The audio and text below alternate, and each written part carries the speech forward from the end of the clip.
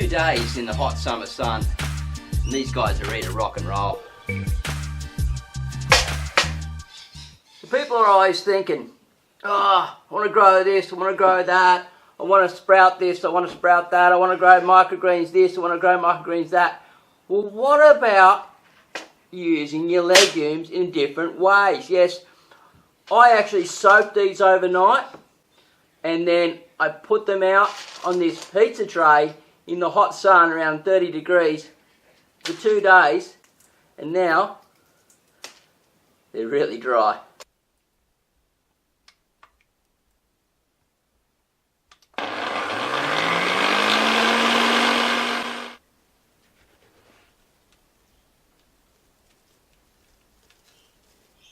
So what we have here is a beautiful chickpea flour.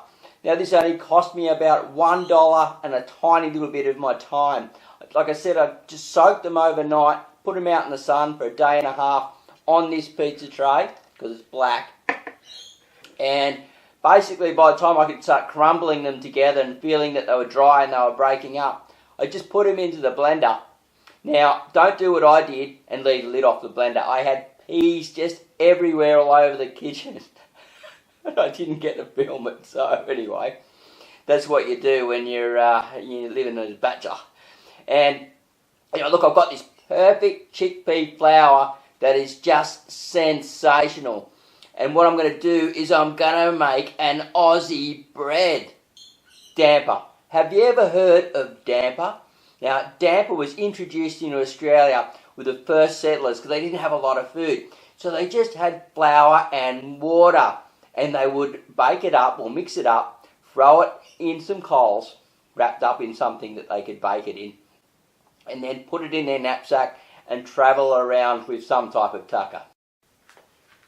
So what you're going to need to make your great Australian chickpea damper is a bowl, obviously, your chickpea flour, which was 1 bag that I bought from the shop, dried out, a drying board, well it's a chopping board actually, some sugar to sweeten it up a little bit, some plain self-raising flour, here I've used organic, and some milk, any milk of your choice.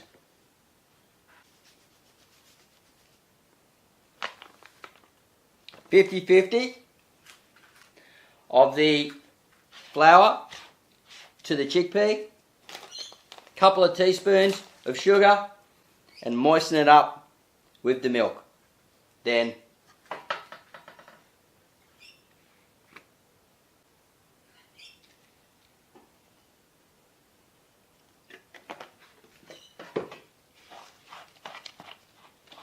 stir away. So we keep on working the bread until it gets in a nice long shape, and I don't know, I knead it until it just feels right. The thing is with this different type of flour, the chickpea flour, it's much more grainy. And I put a little bit of sugar in with it, only about 2 tablespoons full, and about half a cup, 3/4 of a cup of milk. And I just keep rolling it in this self-raising flour until I get a shape just like this.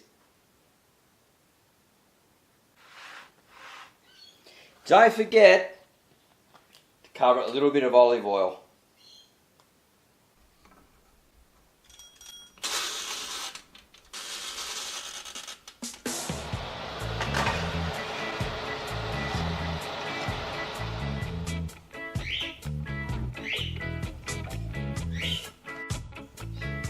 Karen, bread's ready.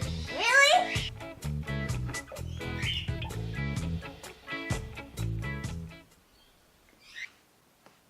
So who would have thought you can make your own chickpea or soy flour? Actually, yeah, you can use soybeans, any type of legumes, and do the exact same method. Soak them, dry them, and then put them in a blender, and boom, you've got your own flour. You can make these blends, get creative, use flour in all different types of ways. Blow out your friends, and really enjoy being healthy. Alright, if you enjoyed that video, make sure you click the like button, subscribe if you haven't already, and enjoy what's coming up in the rest of the series on the show.